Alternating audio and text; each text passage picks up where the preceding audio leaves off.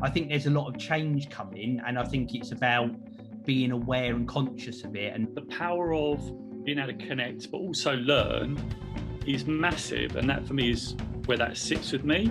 But it's the equivalent to having a really smart friend at school.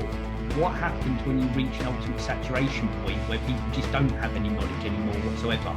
Oh, absolutely. This isn't a anti-internet, kids of today, blah, blah, blah type thing. Ryan gets paid for not doing anything. Like a bit harsh. I'll remember that. Buenos dias. Welcome to Inspiration Nation. Lee Kemp here for another week, along with Ryan Boniface and Jose Noya. How are we doing, guys? I don't like change. I'm good. I'm good. That's great. Thanks, Lee. De nada. Helping Joe out there with a bit of Espanol to start off the podcast. Well, we both good this week, guys? I'm good. Sí, muy bien, gracias. I've used up on my Spanish now, so I've got no idea what you're saying. I knew two things. I can probably count to 10. That's about it. I can tell you my name as well, but that's it. Thank you, everyone, for watching, listening, downloading. We're across all podcast platforms. Check us out on YouTube. Just search for Jose Noya, Inspiration Nation. And, of course, check us out live every Tuesday, give or take, around 8:30 GMT, if Joe can be bothered to get his T-shirt on time. On Instagram, again, just look for Jose Noya, Inspiration Nation. Of course, check us out on social media at Listen2IN, Listen2IN.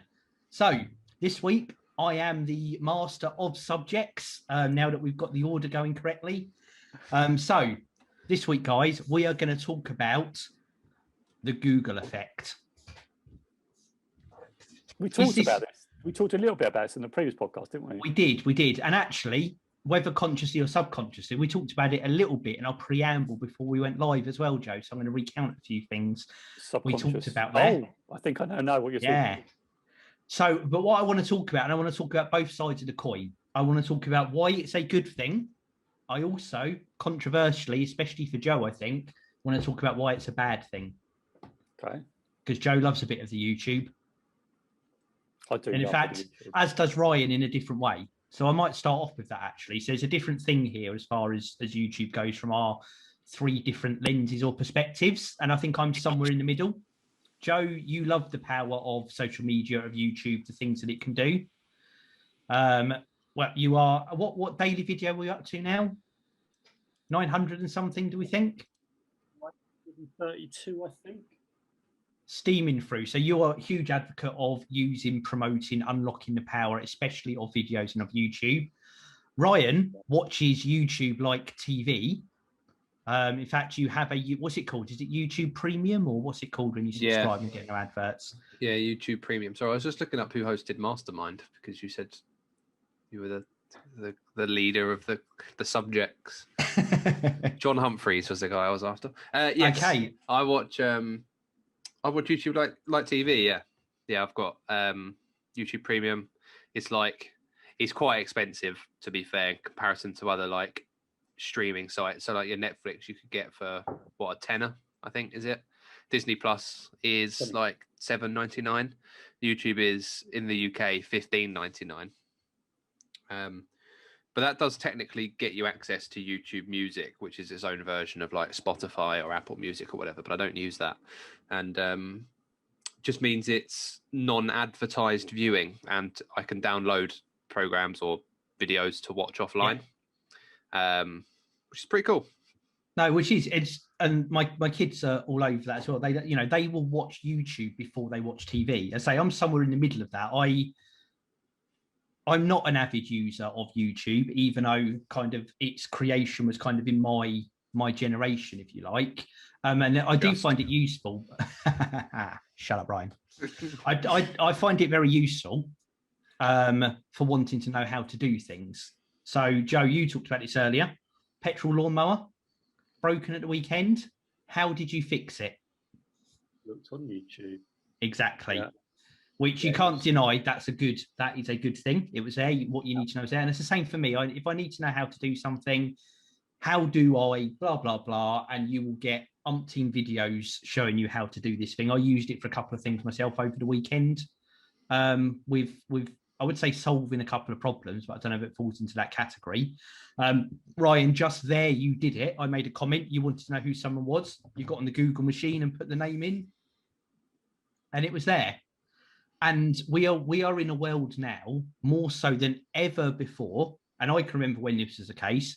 Joe lived probably 40 of his 70 years on Earth with this being the case. Ryan might vaguely remember when you didn't have information at your fingertips like you did now. If you needed to know something, you either had a dusty set of encyclopedias on the shelf, or you went to the library and you got out a book or something like that, or you had to make a note of when to find something. We're now at a time where literally anything you want to know is at your fingertips on your phone or on your computer or whatever it's on.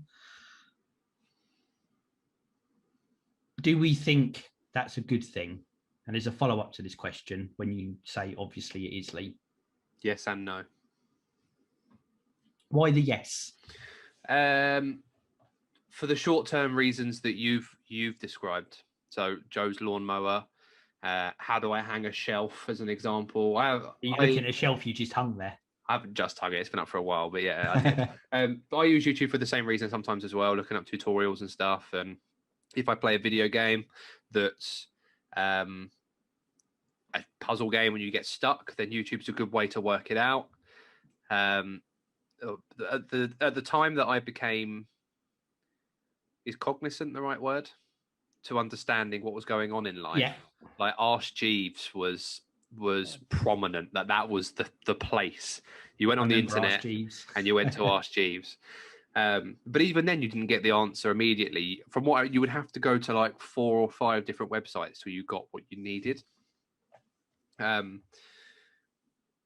yes, for the reasons you say, in terms of information gathering and catching up with things, having it just at your fingertips to how to replace or how to fix my lawnmower or whatever, that it's good to have it there.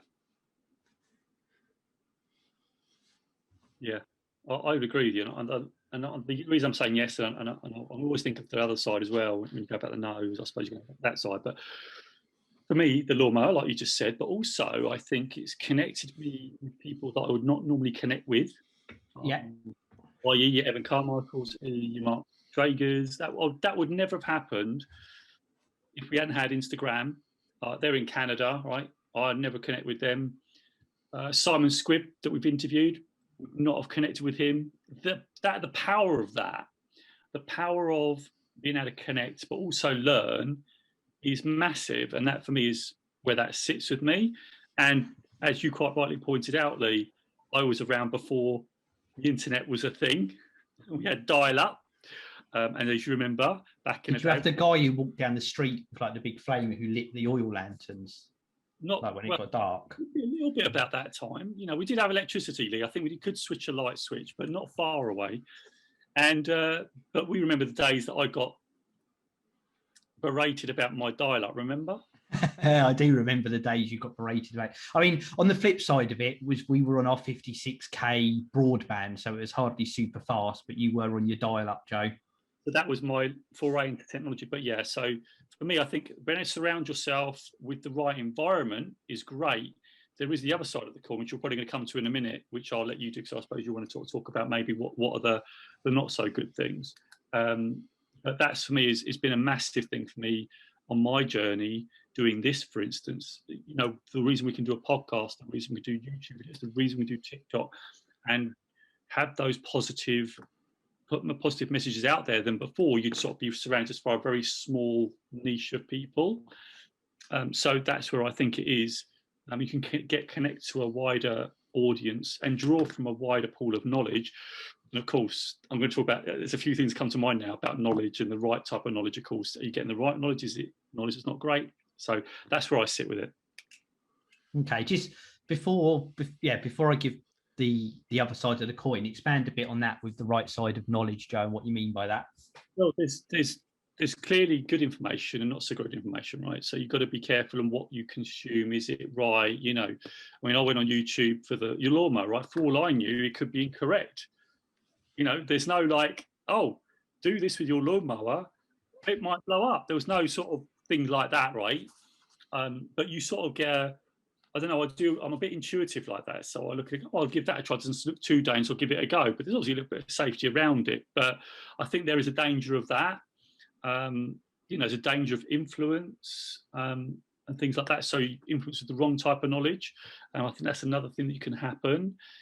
So there can be some, people can be influenced. And again, I'm probably leaning into the other side of it now a little bit. But that's what I meant by that really is that knowledge bit. It's about, how do we check that knowledge is great? And of course, you did do research on the internet, compare that with this, what's right, what's wrong. But it does lend to that piece where you could have good information, but also not so good information. Yeah, which I suppose in a way through views, comments, ratings, stuff like that, that starts to police itself isn't the right word, but you get the most popular things given to you, and you auto complete. So, I've got my stuck in up. Well, I probably shouldn't tell you exactly what I put in my internet history, but it starts to guess your question and it brings up all the relevant video. Don't roll your eyes at me, Ryan. That was comedy gold.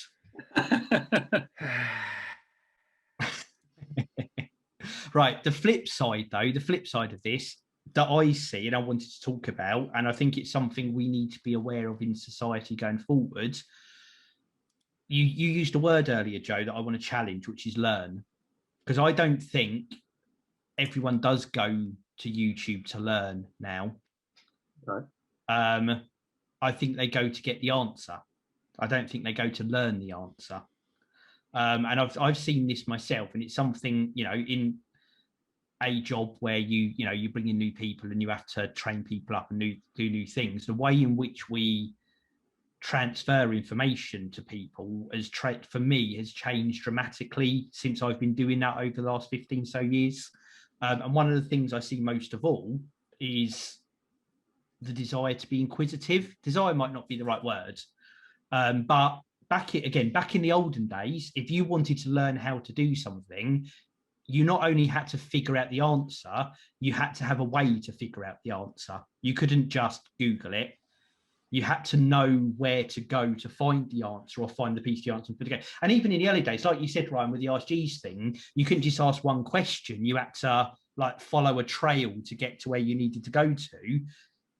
That trail doesn't exist anymore for anybody whatsoever. I dare say, Joe, that the next time your lawnmower breaks, you won't be like, I fixed this before, I know what I'm doing. You'll be, where was that video that told me how to do it? YouTube taught me last time, so you can teach me this time.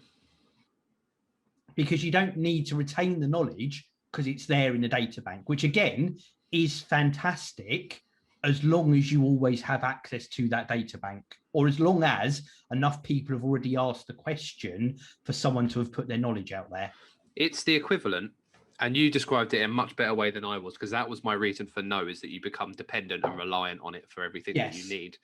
But it's the equivalent to having a really smart friend at school, and you'd be taking tests or you'd be doing classwork and you'd be like, "Oi, Bob, what's the answer?" "Oh, it's number 2. "What's the answer to this one?" "Number 4. You're not learning anything by doing that. You're just, somebody else is doing the work for you. And don't get me wrong, I'm not protesting that everyone in the world should know everything about lawnmowers in this instance. But there comes a time where people just want the answer. The learn to reward ratio, or the learn to progress ratio, if you like, just isn't there. 20, 30 years ago, Joe would probably have to take his lawnmower apart, or at least take it to, did they have home bases? Lawnmowers are us. Yeah, did they have home bases and places like that in the early 90s where you could go to do things like that? Lawnmower repairman, right? That'd be your go-to, wouldn't it? Yeah, but if you couldn't do that and you couldn't utilize that, you would have to take that lawnmower apart yourself and work out why it wasn't working. Probably wouldn't. You just buy a new one. Just might have to get rid of it. If I've got no resource, then I'll probably have to get rid of it.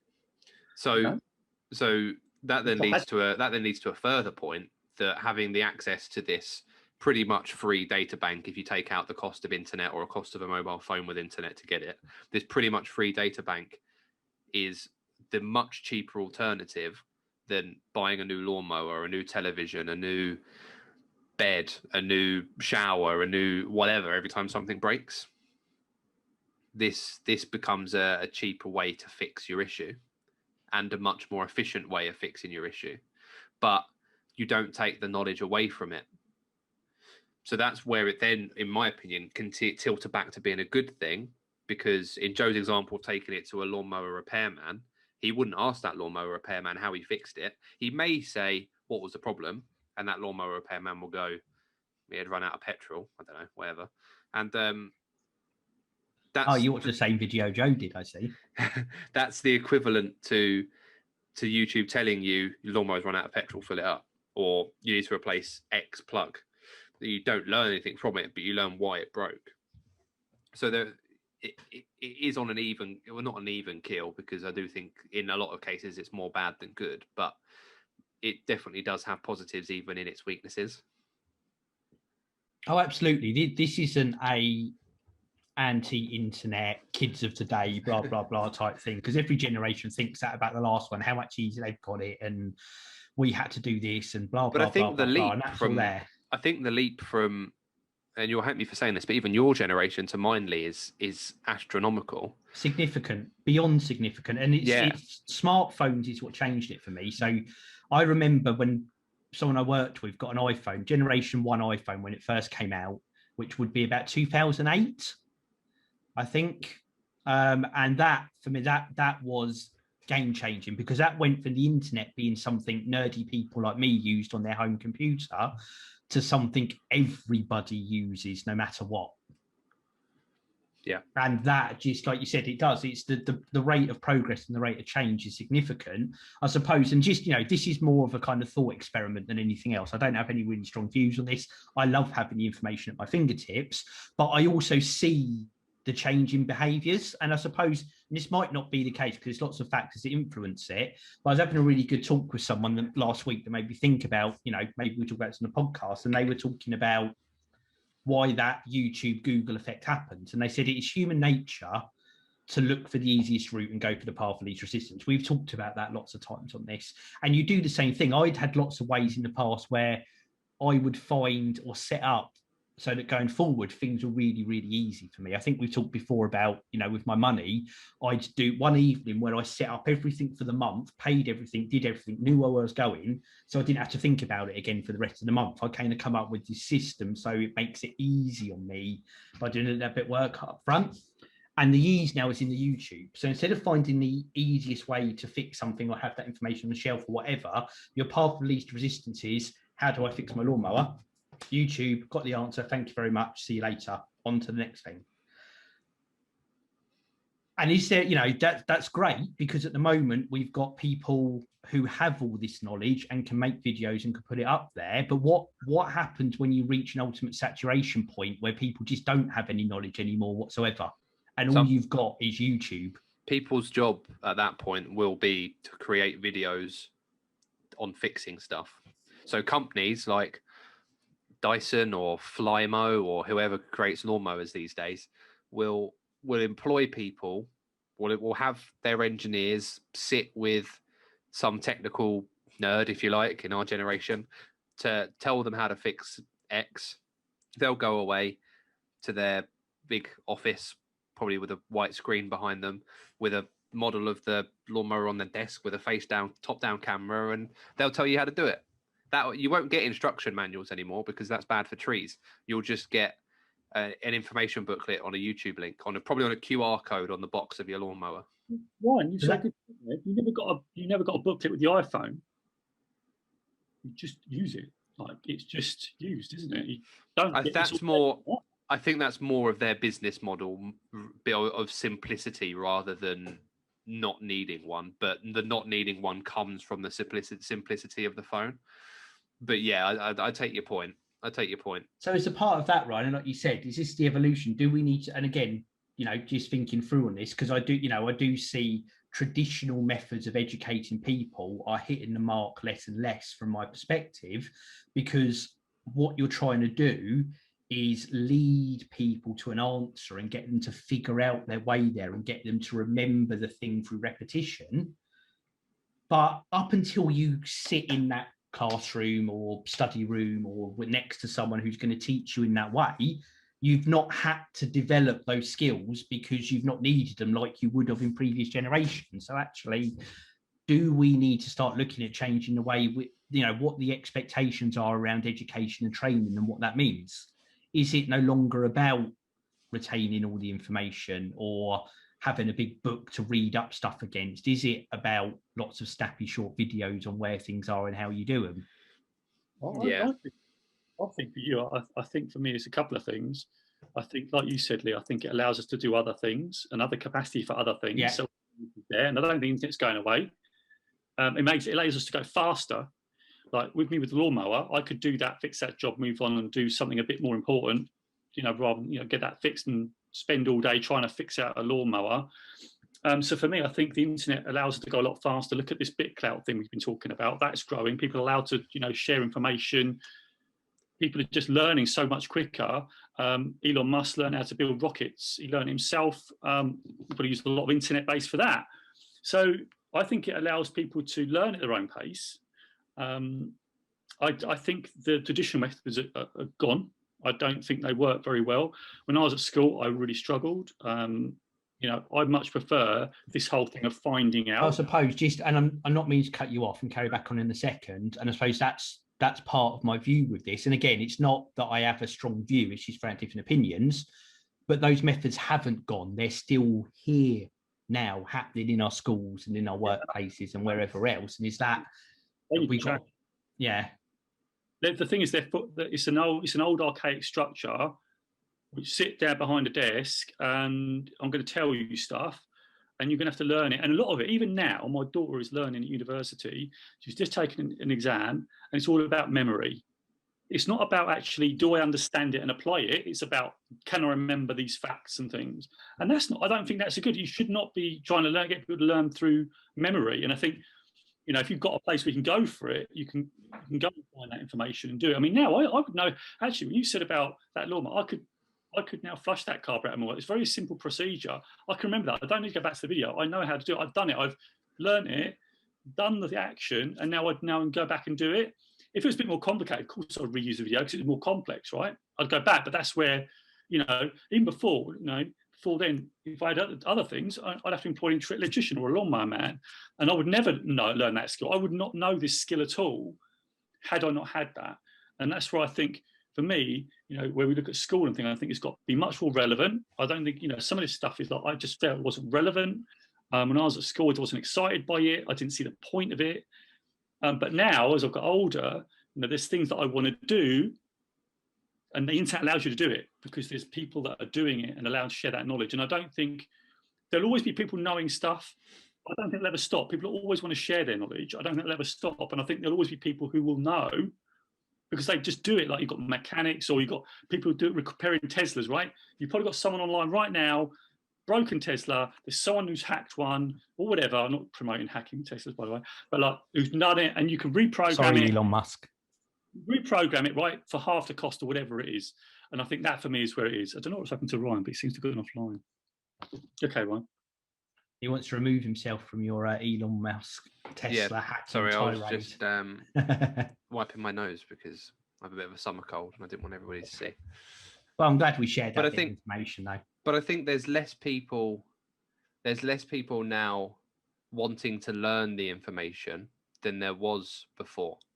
You may have people wanting to share it. You may have some people wanting to learn it, but there are less people that want to learn it now than what there were 15, 20 years ago, because they don't have to learn it now. They don't have to know it now. They can just find it. So that's just enough for them. People were only learning it because that was their only option of understanding and moving forward. Now they have a second option to be lazy is a stronger term, but more efficient with their time. They're using that to the best of their ability to do as much as possible, I guess. That's it. And you've both touched on that point. And is that part of this? And it's not, we could say lazy, but again, looking against traditional methods, if you don't need to learn it, why learn it? But actually, are you also freeing up space in your brain? I might need to do this and this and this and this and this and this, and they're all sat over here if I need to do it.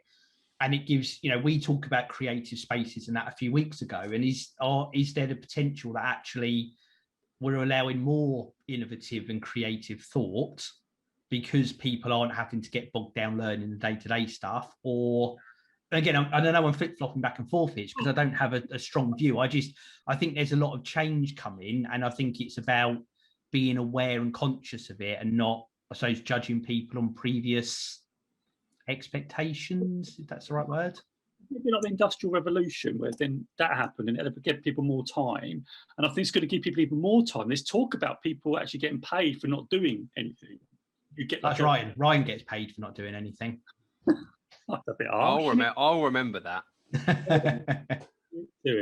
But there's a talk about that. There's going to be a point where, you know, there was talk about paying people not for doing anything, but obviously there's that whole, because we're going to free up so much time that we're going to be able to choose what we want to do. And I think that's coming with AI on the rise. I think that's coming because there's going to be a lot of job replacements, and we need to be like on the front foot with all this.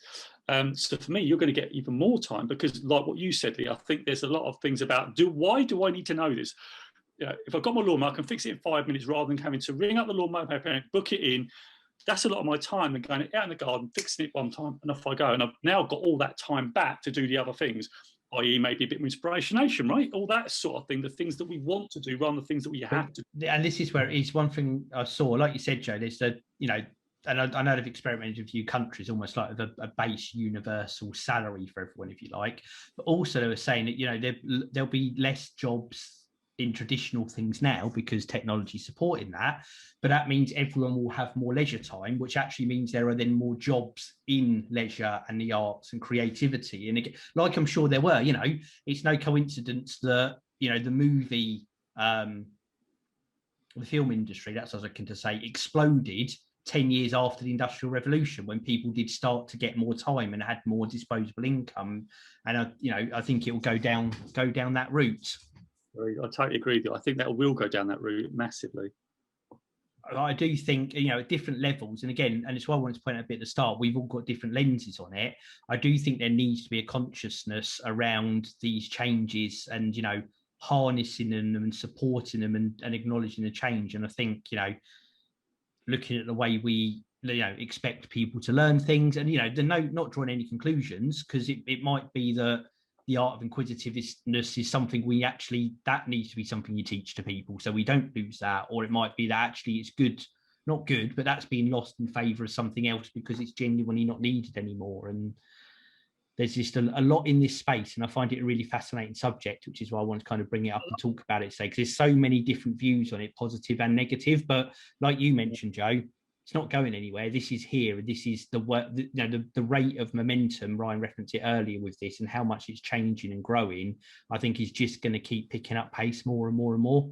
It's quicker, and you know, and I know you know, and I'm the oldest one here, right? And literally, it's been ridiculous. The speed of it all is just, for me, it's just blinding. Like, it's so fast, and so, you know, that's why I'm trying to make a conscious decision to stick with it. So that's why I've got you guys, right? Keep me up to date.